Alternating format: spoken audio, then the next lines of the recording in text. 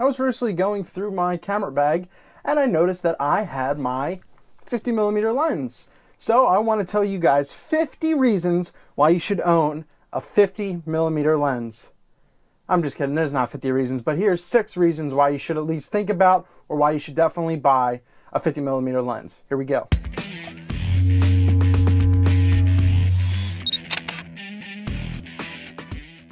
The first reason is a factor for a lot of people, and that is its size.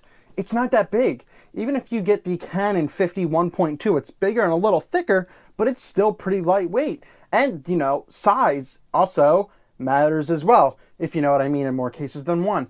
But it's not a 70-200. It's not huge. It's not really, really big and, you know, weighing a lot. It's something small, something very, very versatile, which is another point that I'm going to jump into. So the size of this lens, it's great. You know, it's same thing like a 35 or an 85, but this is great right in the middle. So what do these two things have in common? Well, first of all, this will not break your wallet at all. It's pretty, you know, pretty inexpensive for what you get. One of the first lenses that you should look into, besides the kit lens you get, is like a 50 1.8. That's your basic on either side. You got the nifty 50 on the Canon side, or you just got the regular 50 1.8 on the Nikon side. So why? Because they're under 200 bucks. That is so inexpensive for a lens, and you're going to get great, sharp, quality photos because of it. But even when you jump up to a professional lens, like I love the D version of this, but if you go the 50-1.4 on Nikon or Canon or whatever you use, you know, it's under $500, and that's something amazing. But you do have a 50 1.2, which is a little more, but you're still under $1,000. But they're really inexpensive for what they give you, and they are fantastic. So price is another huge thing.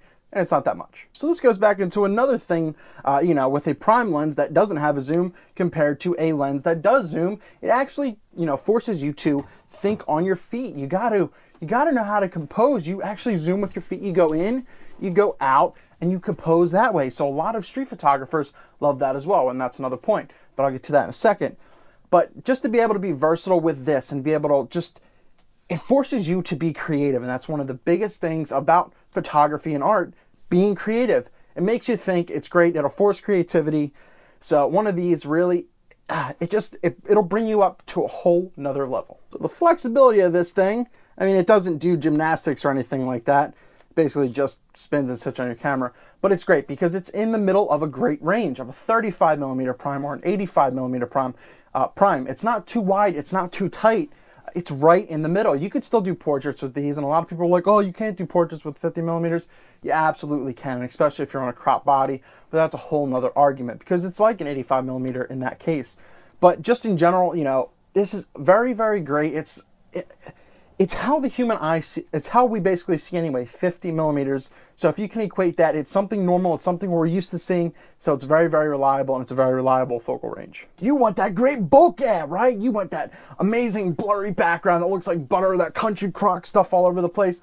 Well, something like this is what you use. As I said, it's a great focal length, and you have the aperture of a 1.4, which also forces, you know, it gives you more shallow the depth of field. You have more control over the depth, and which a lot of people love to use this for video as well, because you have that 1.4. You can let in a lot more light, and that's another huge thing about something like this.